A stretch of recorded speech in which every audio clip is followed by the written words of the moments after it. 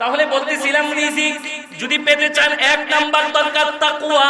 যার দিলের ভিতরে তাকওয়া আছে, কোরআন শরীফের আয়াত আমি খুতবায় পড়েছি, আল্লাহ বলেন ওয়া মাইয়াত্তাকিল্লাহা ইয়াজআল লাহু মাখরাজা।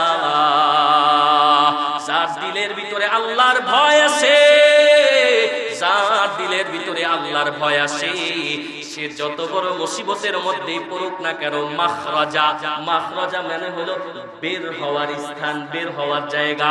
আল্লাহ বলে যত কঠিন মুসিবতের মধ্যে পড়ুক না কেন, তাকওয়াওয়ালাদেরকে আমি আল্লাহ বের হওয়ার রাস্তা খুলে দিব। সুবহানাল্লাহ।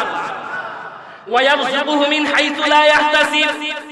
আল্লাহ বলে এমন জায়গা থেকে রিজিকের ব্যবস্থা করব।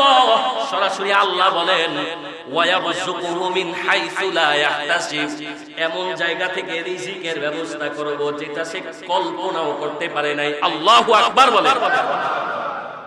রিজিকের আরেকটা রাস্তা আছে, এটা হলো তওবা ইস্তিগফার করা। বেশি বেশি তওবা ইস্তিগফার করলে আল্লাহ রিজিককে প্রশস্ত করে দেয়। হযরত নূহ পয়গম্বর সূরা নূহের ভিতরে তার সম্প্রদায়কে নসিহত করেছেন, ফাকুল তুস্তাগফিরু রাব্বাকুম ইন্নাহু কানা গফফারা। আল্লাহর কাছে, রবের কাছে ইস্তিগফার করো, আল্লাহ গুনাহ maaf করবে। দুই নাম্বার পুরস্কার ঘোষণা করে বলে ইউরসিলিস সামাআ আলাইকুম মিদরারা। আল্লাহ পাক আসমান থেকে বৃষ্টি বর্ষণ করবে, তোমাদের ফল ফলাদি ভালো হবে, ক্ষেত খামার ভালো হবে, তোমাদের সন্তানে বরকত হবে, তোমাদের মালে বরকত হবে। ওয়া ইউমদিদুকুম বিআমওয়াল ওয়া বানিন ওয়া ইয়াজআল লাকুম জান্নাতিন ওয়া ইয়াজআল লাকুম আনহারা। আমাদের যত ধরনের রিজিক আছে, যদি রিজিকে বরকত বাড়াইতে চাই তাহলে বেশি বেশি ইস্তিগফার করতে হবে। আম্মা বা'দু ফাআউযু বিল্লাহি মিনাশ শাইতানির রাজীম। বিসমিল্লাহির রাহমানির রাহিম। ومن يتق الله يجعل له مخرجا ويرزقه من حيث لا يحتسب ومن يتوكل على الله فهو حسبه. وقال النبي صلى الله عليه وآله وسلم طلب كسب الحلال فريضة بعد الفريضة أو كما قال النبي عليه الصلاة والسلام. আমরা রিজিক নিয়ে আলোচনা করতেছিলাম। কিছু আলোচনা গত সপ্তাহে আমরা করেছি। প্রথম কথা ছিল এই যে এই পৃথিবীর বুকে যত মাখলুক আছে, আল্লাহর সৃষ্টি যত মাখলুক আছে, যা আমরা দেখি না, সবার রিজিকের জিম্মাদারি একজন গ্রহণ করেছেন, যিনি তিনি কে? আল্লাহ পাক সবার রিজিকের দায়িত্ব নিয়েছেন। এরপরে আসি রিজিক কোন জিনিস। আমরা আলোচনা করেছি রিজিক সেটা যেটা আমার প্রয়োজন। যখন যেই মাখলুকের যে জিনিসটা প্রয়োজন ওইটাই আল্লাহর পক্ষ থেকে রিজিক। যখন অসুস্থ তখন সুস্থতার রিজিক, যখন ক্ষুধার্ত তখন খাবার রিজিক, যখন বাসস্থান হারা তখন ছাদের নিচে ছায়া পাওয়া এটাই তার রিজিক, যখন সে গুমরাহের পথে আছে তখন হেদায়েতের পথ পাওয়া এটাই একজন মানুষের জন্য রিজিক। কথা বলেন ঠিক না বেটা? এই আলোচনা চলছে। আমাদের নিত্য প্রয়োজনীয় প্রত্যেকটা জিনিসই আমাদের জন্য রিজিক।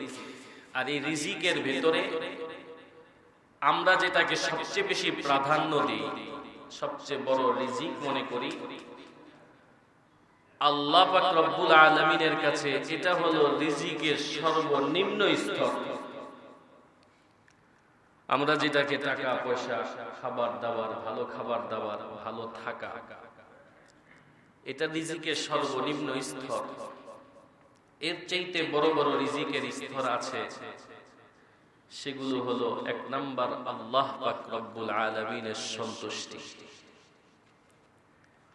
যে জীবনে সবকিছু পাইল কিন্তু আল্লাহ সন্তুষ্টি পাইল না, তার পুরা দুনিয়া তার কাছে দিলেও ওই ব্যক্তি প্রকৃত লাভবান হতে পারে নাই। কথা বলেন ঠিক না বেঠিক? আর যে সামান্য খাচ্ছে, কম খেয়ে, কম পড়ে, আল্লাহকে সন্তুষ্ট করে দুনিয়ার জীবন চালায়া দিতে পারছে, এই ব্যক্তি দুনিয়ায় কম রিজিক পাইল, আল্লাহর সন্তুষ্টি পেয়ে গেছে, মানে রিজিকের সর্বোচ্চ স্তর পেয়ে গেছে। কথা বলেন ঠিক না? রিজিকের আরো একটা স্তর বলেছিলাম, নেককার স্ত্রী পাওয়া, সৎ সন্তান পাওয়া। নেককার বিবি এটা মুমিনের জন্য একটা রিজিক। যার ঘরে সন্তান, স্ত্রী, বিবি, বাচ্চা নেককার হয়, তার ঘরটাকে আলোকিত করে দেন যিনি, তিনি কে? রিজিকের আরো একটা স্তর বলেছিলাম, সেটা হলো সুস্থতা। সুস্থ থাকলে না আমার খেতে মনে চাইবে, সুস্থ থাকলে তো আমি পৃথিবীর কিছুটা ভোগ করতে পারবো। তো সুস্থতা আল্লাহ পাক রব্বুল আলামিনের বড় এক রিজিক। আর এই সমস্ত রিজিক আমাদেরকে যিনি দেন তিনি হলেন আমাদের রব আল্লাহ। এই সব রিজিকের জিম্মাদারি আল্লাহর কাছে। এই রিজিক গুলো আমরা কিভাবে তালাশ করব, কিভাবে পাবো, কি করলে রিজিক বাড়বে, কি করলে রিজিক কমবে, কিভাবে রিজিকের সন্ধান করব আমরা, সে ব্যাপারেও আল্লাহ কোরআনে আমাদেরকে দিক নির্দেশনা দিয়েছেন। রিজিক কিভাবে তালাশ করব আমরা, আল্লাহ পাক রব্বুল আলামিন কোরআনুল কারীমে আমাদেরকে জানাইছেন, রিজিক তোমরা তালাশ করো, নিষেধ নাই, তবে তোমাদের সর্বপ্রথম কাজ হলো সালাত আদায় করা, নামাজ আদায় করা। আমরা প্রত্যেকে রিজিকের মুহতাজ, জানি না, আল্লাহু আ'লাম, আল্লাহ ভালো জানে। আজকে ফজরের নামাজ কতজন পড়ছে, কতজন পড়ে নাই, অথচ সবাই রিজিক তালাশ করি কার কাছে? আল্লাহর কাছে। আল্লাহর দেওয়া রিজিক আল্লাহর কাছে তালাশ করলাম, কিন্তু আল্লাহর দেওয়া বিধানের কাছে মাথা নত করলাম না। অথচ আল্লাহ বলেন আগে নামাজ, তারপরে রিজিক। আর নামাজ বাদ দিয়ে যারা রিজিকের তালাশ করে, তারা সত্যিকার অর্থে আল্লাহ পাক রব্বুল আলামিনের রিজিক তালাশ করে না। কথা বলেন ঠিক না বেঠিক? তারা মুখে বলে আল্লাহর কাছে রিজিক চাই, কিন্তু আল্লাহর কাছে রিজিক চাওয়ার মাধ্যম তো আগে নামাজ। নামাজ পড়বে, তারপরে আল্লাহ বলছেন রিজিকের জন্য মেহনত করো, আমি আল্লাহ তোমাদের রিজিকের ব্যবস্থা করব। সুবহানাল্লাহ।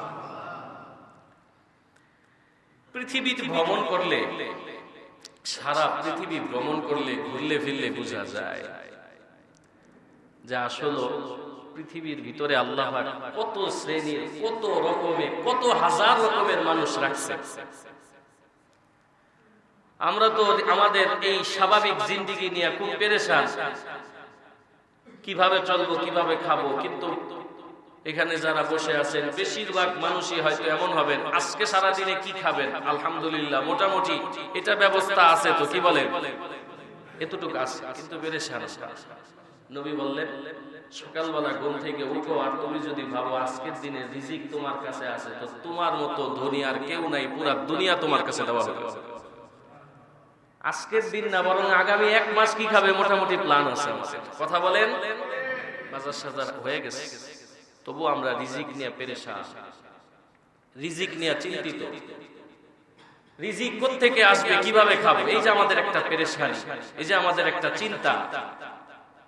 আল্লাহ পাক রব্বুল আলামিন এই রিজিকের পেরেশানি তো দূরীভূত করে দিয়েছেন। কারণ আমরা যখন মায়ের গর্ভে ছিলাম, তখনই আল্লাহ পাক রব্বুল আলামিন ফেরেশতাদের মাধ্যমে কতটুকু রিজিক আমি বক্ষণ করব সেই বিষয়ে লিপিবদ্ধ হয়ে গেছে। সুবহানাল্লাহ। কোন মানুষ রিজিক না খায়, তার প্রাপ্য রিজিক না খেয়ে মারা যাবে না। এই যে আমরা বাজারে কত কিছু খাই, কত ফল কত কিছু খাই, এগুলো একটা বার চিন্তা করি কি আমরা দেখেছি এগুলো সব তো আমাদের মানিকনগরে চাষ হয়নি। কি বলেন, সব কি মানিকনগরে চাষ হয়েছে? কোনটা ওই দেশ, কোনটা নরসিংদী, কোনটা চাঁদপুর, কোনটা চট্টগ্রাম, কোনটা উত্তরবঙ্গে। বিভিন্ন মাধ্যমে আল্লাহ পাক আমাদের বাজার পর্যন্ত পৌঁছাইছে। কোনটা বিভিন্ন দেশের, বাহিরের দেশ থেকে আল্লাহ পাক রব্বুল আলামিন আনছেন। কত ব্যবস্থাপনায়, কত মাধ্যমে রিজিক আসছে। বাজারে বহু মানুষ সেই ফলটা ধরছে, সেই সবজিটা ধরছে, কিন্তু কেনে নাই। কারণ এটার নামে, এটা যার জন্য বানায় রাখছেন, এটা তো এটা শুরুতে আপনার নাম লেখা আছে, এটা আপনার জন্য আল্লাহ পাক সৃষ্টি করছেন। ঘরে আনার পরে এই জিনিসটা কত মানুষ ধরতেছে, দেখতেছে, কেউ খায় না। কারণ এই রিজিকটা তো আল্লাহ আপনার জন্য নির্ধারণ করে রাখছে। এরপরে আল্লাহ পাক রব্বুল আলামিন সেই নির্ধারিতকৃত রিজিকটা আপনাকেই বক্ষণ করাবে। সুবহানাল্লাহ। কত ভাবে, কোন বাজারে কোন সবজি কোন জায়গায় পড়ে আছে, আল্লাহ পাক রব্বুল আলামিন কত মাধ্যমে, কত সিস্টেমে এগুলো এনে আমার ঘরে ঢুকায়, আমার ঘরে পাক করায়, আমার পেটে আল্লাহ এগুলো ঢুকাইতেছে। সুবহানাল্লাহ। আর যেটা আমার নাই, সেটা নাই। আমাদের ছোটবেলায় এক ঘটনা আমাদেরকে বড়রা শোনায় যে এক ব্যক্তি খানা খাইতে গিয়ে হাঁচি উঠছে, হাঁচি উঠছে পরে এত জোরে হাঁচি দিছে তো ভাত একটা ভিতরে চলে গেছে নাকের ভিতরে। খুব চেষ্টা করতেছে, এবার আর তো ভাত তো বের হয় না, একটু অস্থির। বাংলাদেশে চিকিৎসা করে চিকিৎসা না ভালো না পাইয়া বাহিরের দেশে চলে গেছে। যেভাবে হোক এটা বের করতে হবে, না বড় ধরনের সমস্যা হবে। বাহিরের দেশে যায় যখন বসে আছে চেম্বারে, ঢুকবে ভিতরে, সিরিয়ালে বসে আছে, আল্লাহ পাক রব্বুল আলামিন এমন এক প্রাকৃতিক মাধ্যমে এমন এক হাসির ব্যবস্থা করছে। একটা হাসি দিছে, একবারে নাকের ভিতর থেকে ভাতটা পড়ে গেছে, একটা মুরগি আইসা ভাতটা খায় ফেলছে। এটা রিজিক। আল্লাহ পাক রব্বুল আলামিন কার রিজিক কিভাবে পৌঁছাবেন? রিজিক আপনাকে তালাশ করবে। আপনার রিজিকের পিছনে দৌড়ানো লাগবে না। যেটা আপনার জন্য আছে সেটা আপনাকে খুঁজে খুঁজে বের করবে, কারণ এটা আপনার জন্য নির্ধারণ করা হয়ে গেছে। সুবহানাল্লাহ। এখন রিজিকটা আপনি গ্রহণ করবেন কিভাবে, এটা আপনার ইচ্ছা। রিজিকটা আপনি কিভাবে গ্রহণ করবেন, হালাল পন্থায় না হারাম পন্থায়? যেটা আপনার জন্য নির্ধারিত সেটা আসবেই, তবে আপনি হালাল ভাবে নিবেন না হারাম ভাবে নিবেন, এটা আপনার ইচ্ছা। আপনি যদি হালাল ভাবে গ্রহণ করেন তাহলে ইবাদতে মজা বাড়বে। যারা হারাম খায়, আপনারা একটু মিলায় দেখেন, যাদের কামাই রুজিতে হারাম আছে তারা ইবাদতে মজা পায় না। তারা ইবাদত করে মজা পায় না, আমলে মজা পায় না, অন্তরে প্রশান্তি পায় না। কামাই আছে, প্রশান্তি নেই। কিন্তু যাদের রিজিক সামান্য কিন্তু হালাল পন্থায় 5 ওয়াক্ত নামাজ পড়ে, দেখবেন এদের মুখের ভিতরে সব সময় একটা মুচকি হাসি লেগে থাকে। কথা বলেন ঠিক না বেঠিক? তা হালাল রিজিকের বরকত। তো বলতেছিলাম, বিভিন্ন দেশ ভ্রমণ করলে বোঝা যায় আল্লাহ কত মানুষকে কত রকম ভাবে রাখছে। আপনারা এই কিছুদিন আগে এই বেশ সোশ্যাল মিডিয়ায় খুব ভিডিওটা চলতেছে, আমাদের মুফতি শাইখ আহমদুল্লাহ সাহেব, আব্দুল হাই সাইফুল্লাহ সাহেব গত কিছুদিন আগে উগান্ডা সফর করে আসছে। বড় আশ্চর্যজনক একটা ঘটনা, আপনারা শুনছেন কিনা ভিডিওতে আমি শুনলাম। হযরত শুনাইতেছেন, আমরা উগান্ডা শহরে যে রাতের বেলা এক মাদ্রাসার কিছু ছাত্রদেরকে দেখলাম, রাতে এশারের নামাজের পরে আমরা যে পাউরুটি খাই, সেই পাউরুটি 2 পিস পাউরুটি, বেশি হলে 2.5 পিস হবে, এক একজনের ভাগে পড়ছে, চা দিয়ে ভিজিয়ে ভিজিয়ে তারা খাচ্ছে রাতে এশারের নামাজের পরে। ভাবলেন মনে হয় সারাদিন পড়াশোনা করছে, একটু নাস্তা করতেছে, বাড়ি নাস্তা পরে করবে। যা জিজ্ঞেস করলো, কি ব্যাপার তোমরা এগুলো খাচ্ছ? এগুলো বুঝি তোমাদের নাস্তা? বলে না হযরত, এগুলো আমাদের নাস্তা না, এই 2 পিস রুটি আর চা এটাই হলো আমাদের রাতের খাবার। তো রাতের খাবার যদি তোমাদের এটা হয়, উস্তাদদেরকে ডাকো।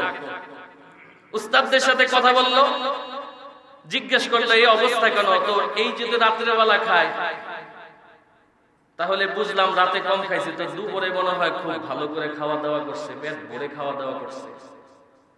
জবাব আসতেছে না, দুপুর বেলাও তাদের খানা এই সেম খানাই ছিল, 2 পিস রুটি আর চা, এটাই ছিল তাদের দুপুরের খাবার। কিভাবে সম্ভব? আপনি আমি একদিন সকালবেলা রুটি খাইলে আমাদের অবস্থা দুপুরের আগে গ্যাসে খারাপ হয়ে যায়। কথা বলেন, দিনের পরে দিন এভাবে খানা চলছে। আর কাঁচা কলা লবণ দিয়া ভর্তা বানায়, এটাই খাবার। সপ্তাহে একদিন তারা সামান্য কিছু গোশত বা কিছু মাছ পায়। এই যে রিজিকের বন্টন আল্লাহ পাক রব্বুল আলামিন,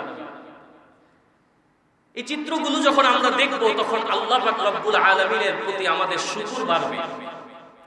কিন্তু আল্লাহর নবী আমাদেরকে বলছেন দুনিয়ার ক্ষেত্রে তোমরা নিচের দিকে তাকাও, কিন্তু আমাদের স্বভাব দুনিয়ার ক্ষেত্রে আমরা উপরের দিকে তাকাই। কথা বলেন ঠিক না বেঠিক? অমুকে কত ভালো আছে এটা ভাবি না, অমুকে কত কষ্টে আছে।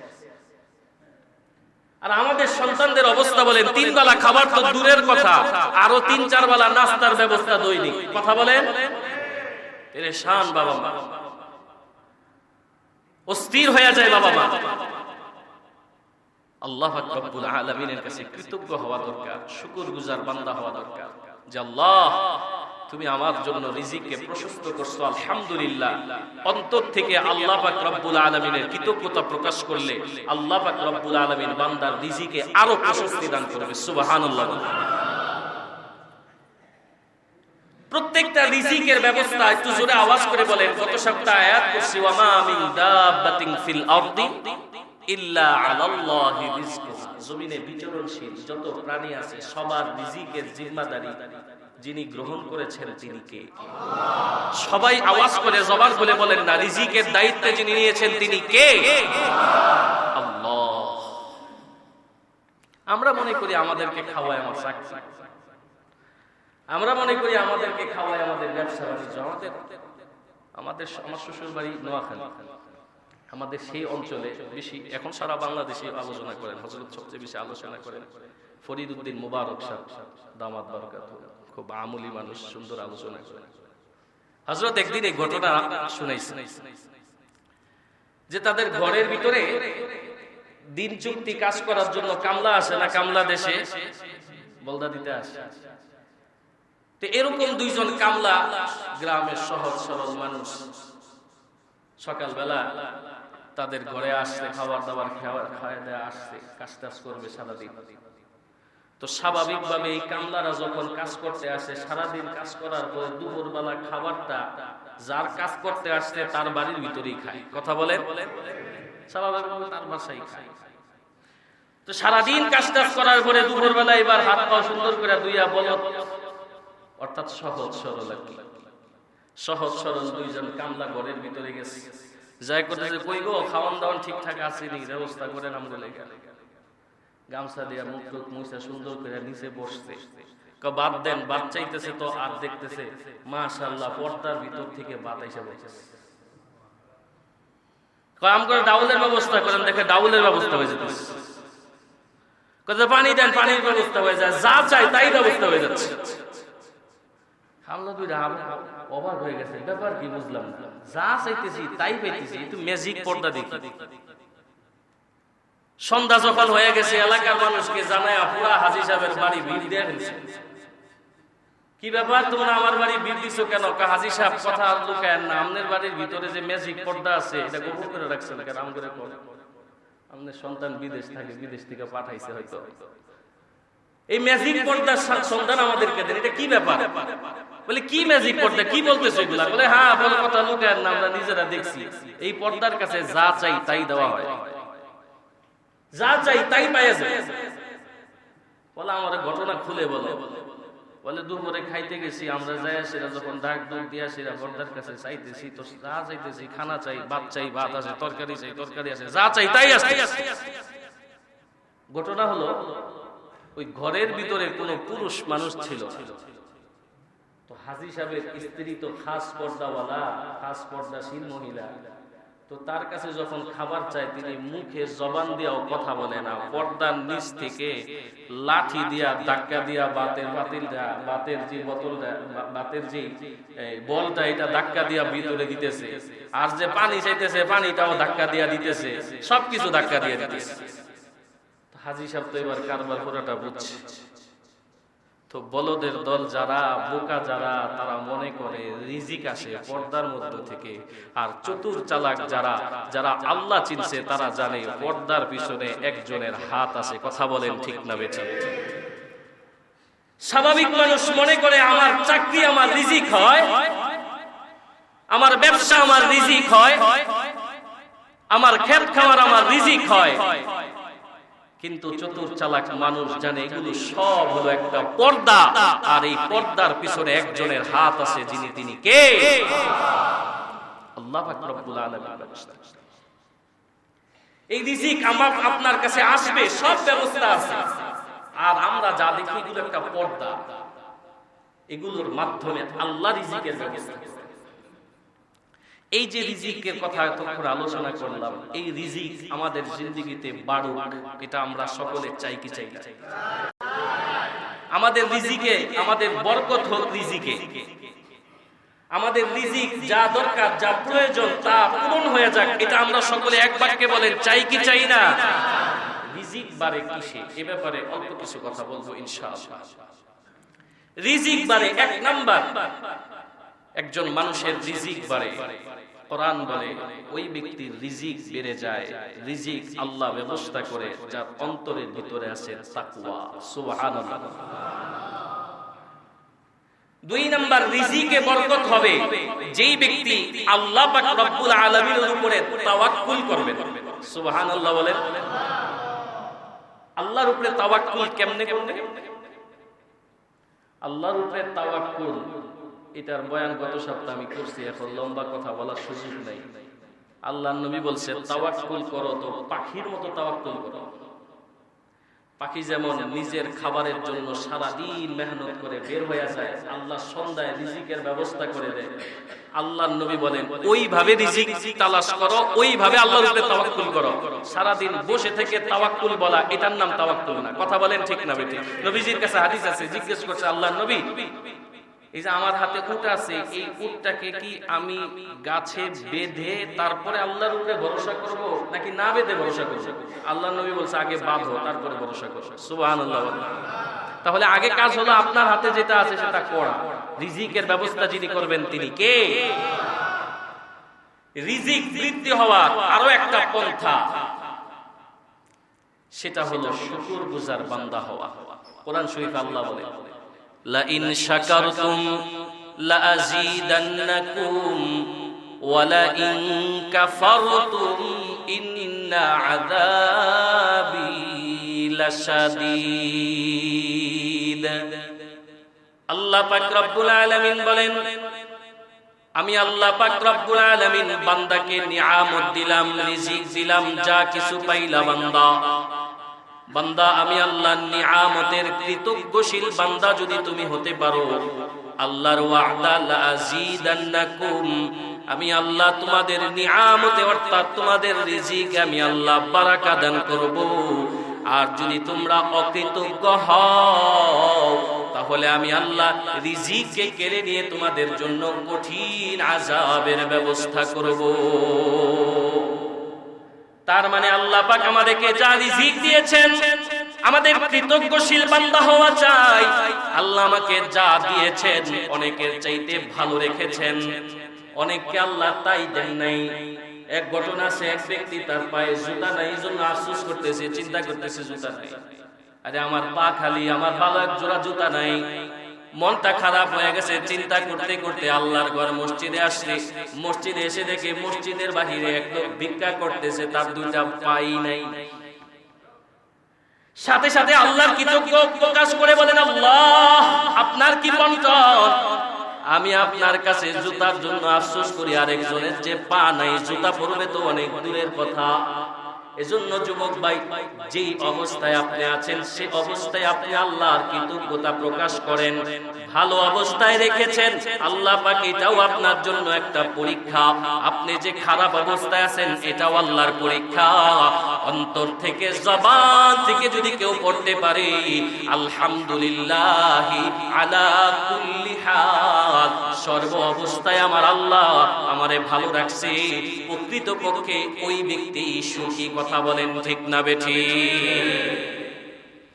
রিজিকের আরেকটা রাস্তা আছে, এটা হলো তওবা ইস্তিগফার করা। বেশি বেশি তওবা ইস্তিগফার করলে আল্লাহ রিজিককে প্রশস্ত করে দেয়।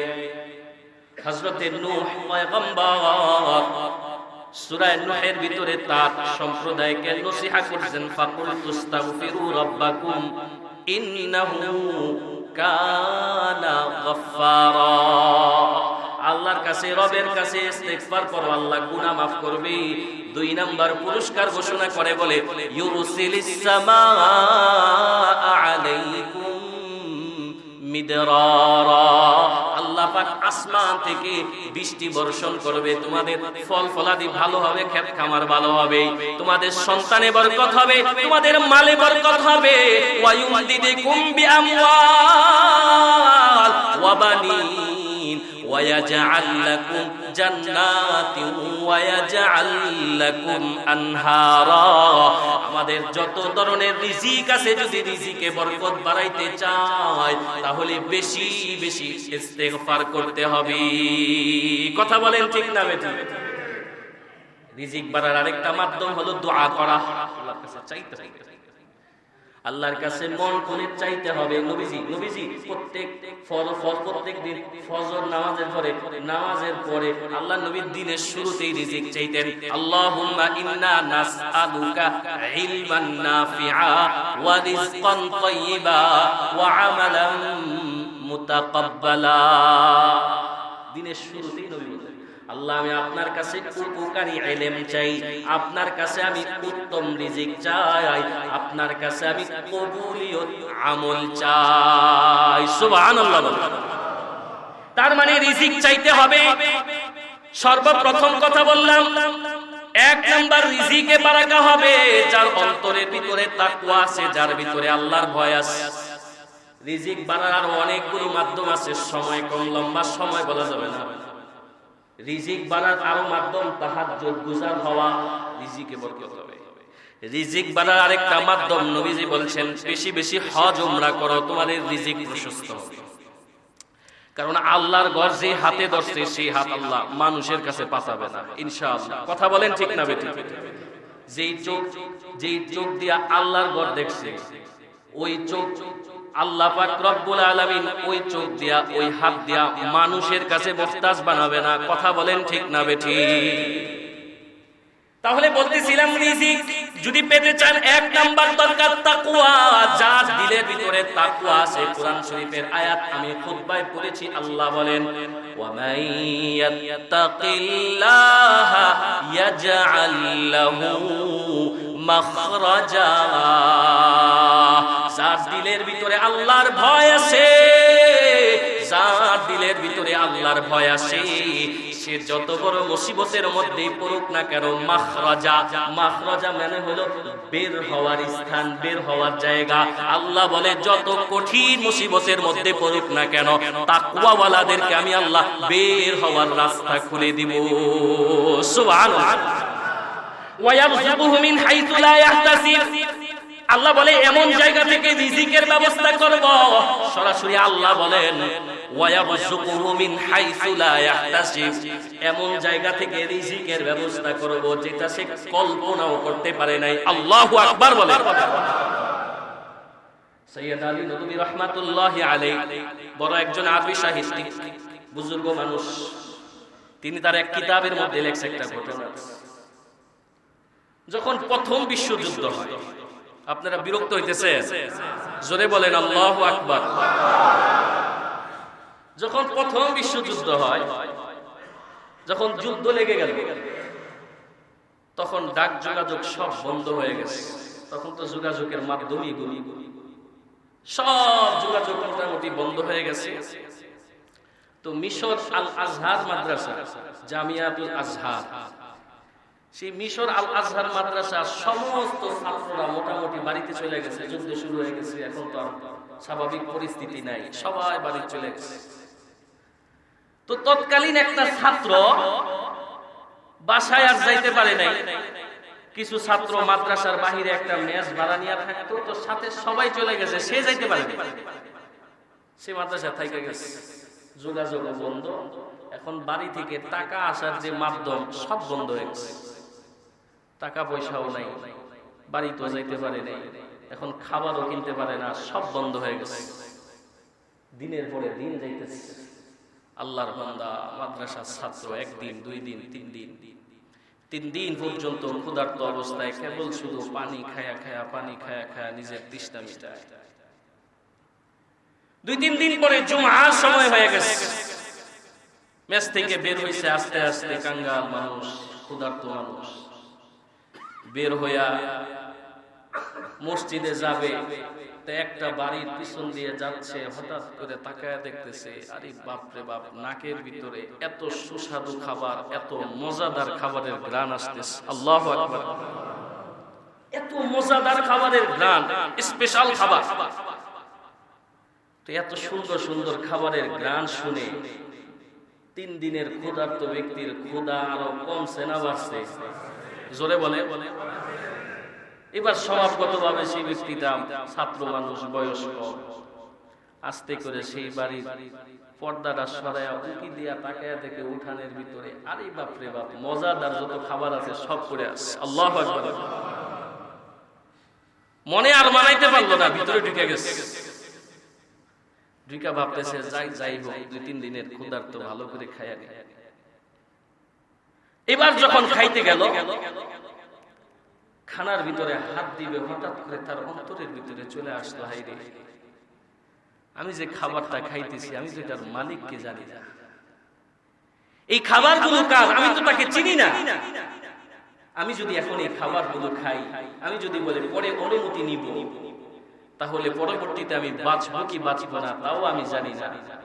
আর আমি যদি এই খাবারগুলো খাই, তাহলে হারাম খাইয়া আমি আল্লাহর কবরে যাব, এটা হতে পারে না। সাথে সাথে এই ছেলেটা আল্লাহর ভয় অন্তরে আসার কারণে 3 দিনের ক্ষুধার্ত ওই অবস্থায় দৌড় দিয়া ঘর থেকে বের হয়ে গেছে। আল্লাহু আকবার বলেন।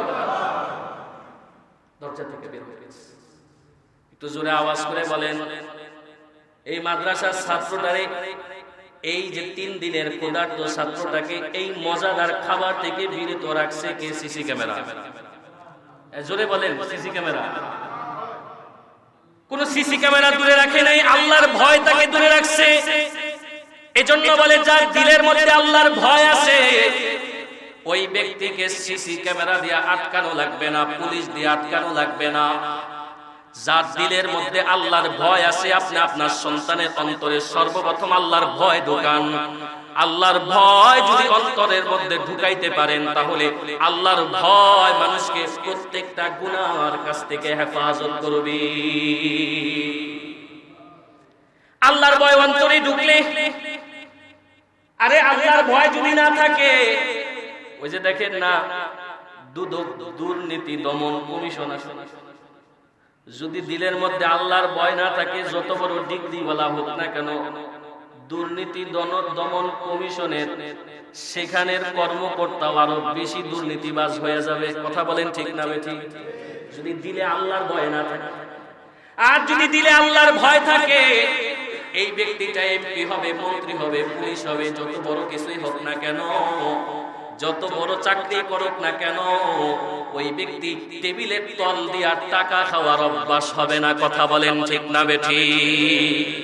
কিছুদিন আগে একটা কথা খুব বেশি চলতেছিল, আমাদের আগের সরকার, সামনের সরকার নির্বাচন হলে 5 বছর থাকবে না, 10 বছর থাকবে না, যত ইচ্ছা ততদিন থাকবে। অনেকদিন চলতেছিল না? কথা বলেন, 5 বছর না 10 বছর, এক একজন এক এক মতামত দেয়। আমাদের ব্যক্তিগত মতামত 5 বছর আর 10 বছর না, যার দিলের মধ্যে আল্লাহর ভয় আছে, যার দিলে তাকওয়া আছে, আল্লাহর ভয় আছে, এর 10 বছর দরকার নাই, 100 বছর থাকলেও সমস্যা নাই। কথা বলেন ঠিক না বেঠিক? আর যার দিলে আল্লাহর ভয় নাই, যে চোর হবে, যে ডাকাত হবে, দুর্নীতিবাজ হবে, দখলবাজ হবে, চাঁদাবাজ হবে, বেনামাজি হবে, এরা 10 বছর লাগবে না, 10 দিন থাকলেই 12টা বাজায় ফেলবি। ঠিক না বেঠে? এজন্য সর্বপ্রথম আল্লাহর ভয় দরকার। অন্তরের মধ্যে আল্লাহর ভয় থাকলে আল্লাহ পাক রব্বুল আলামিন বান্দাদেরকে সমস্ত গুনার কাছ থেকে হেফাজত করবে, আল্লাহর ভয় হেফাজত করবে। কথা বলেন ঠিক না বেঠে? ওই ছাত্রটা বের হয়ে গেছে, ছেলেটা বের হয়ে জুমার নামাজ পড়েছেন, জুমার নামাজের শরীক হয়ে আবার চলে গেছে তার মেসে, আবার যার বাড়িতে চলে গেছে ক্ষুধার্ত অবস্থায় পানি খেয়া। আবার দুর্বল মানুষটা শুয়ে আছে, হঠাৎ করে আল্লাহর কুদরত, তার ঘরের সামনে একজন মানুষ উপস্থিত হয়ে ঘরে টোকা দিল। ছেলেটা ঘরের দরওয়াজাটা খোলা মাত্র তাকায় দেখে তার সামনে শাইখে আজহার, আজহারের সবচেয়ে বড় শাইখ তার সামনে দাঁড়ায় আছে। আল্লাহু আকবার, জোরে বলে। আশ্চর্য হয়ে গেছে, সবচেয়ে বড় শাইখ তার সামনে দাঁড়ায়। হুজুর আপনি এখানে? হুজুর বলে বের হও, আসো আমার সাথে। হুজুর এবার সাইড দিয়ে নিতেছে আর কাঁধে হাত দিয়ে আস্তে করে ডাক দিয়ে বলে, বাবা বিবাহ শাদী করবা? আল্লাহু আকবার বলেন না। বিয়ে শাদী করবা নি? বলে হুজুর আব্বা আম্মা আপনার হাতে দুইটা আমাদেরকে দিয়া গেছে, আমারে আপনি যদি ভালো মনে করে আপনি আমাদের শাইখে আজহার সবচেয়ে বড় শাইখ একটা বিবাহ শাদী দেন, আপনি যেটা ভালো মনে করবেন সেটাই ভালো। হযরত এইবার ডাইকা নিয়ে আসেরা মসজিদে নিয়ে যেতেছে। ঘটনা হলো সেই দিন সম্ভ্রান্ত পরিবারের এক মেয়ের বিবাহ হওয়ার কথা ছিল। বিবাহ সবকিছু ঠিকঠাক, পাত্র সবকিছু আসবে, রেডি হবে, খানা দানা সব রেডি, সবকিছু ঠিকঠাক, সকালবেলাও সবকিছু ঠিকঠাক। জুমার আগ দিয়া পাত্রপক্ষ জানায়া দিছে আমরা এই বিবাহ করব না। এরকম 2 নাম্বারই দল আমাদের দেশে আছে না নাই? জোরে বলেন আছে না নাই? আমরা আসবো। এখন যখন ওই ব্যক্তি সম্ভ্রান্ত পরিবারের এক লোক জামাই যখন আসবে না, এটা একটা বেইজ্জতির কারণ। ওই লোক হুজুরকে ধরে বলতেছে, হুজুর যেই ঘটনা ঘটছে এই ঘটনা আমি চাই আমি আমার মেয়েকে বলতে পারবো না। আমার মেয়ে অনেক কোমল হৃদয়ের একটা মানুষ, এই পর্যন্ত আমার কাছে পাত্রটা পর্যন্ত দেখতে যায় না। বলছে আব্বা তুমি যেটা পছন্দ করবা ওইটাই আমার পছন্দ।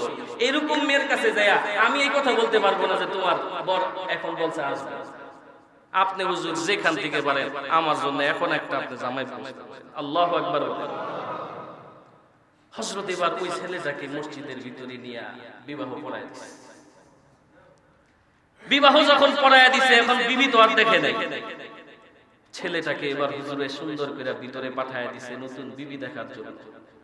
এবার সে তার বিবি দেখে আবার ভিতর থেকে যখন চলে আসছে, এবার পালা হলো মেহমানদারির ব্যবস্থা। কথা বলেন ঠিক না বেঠিক? যখন সবাই উপস্থিত হয়ে আসে, মজাদার মজাদার জামাই খাবার যখন একের পর এক আনতেছে, 3 দিনের ক্ষুধার্ত মানুষ মজাদার খাবার যখন আনতেছে, জামাইয়ের খাবার যখন সামনে আনতেছে, এই ছেলেটা খাবার খাইতে যাবে, এই সময় চোখ বায়া বায়া কেবল শুধু পানি ফেলাইতেছে। সবাই খানা খাবে, এই জামাই শুধু কাঁদতেছে। হযরত তো চিন্তায় পড়ে গেছে, শাইখে আজহার দেখতে বলতে, কেন তুমি কাঁদতেছো, সমস্যা কি তোমার?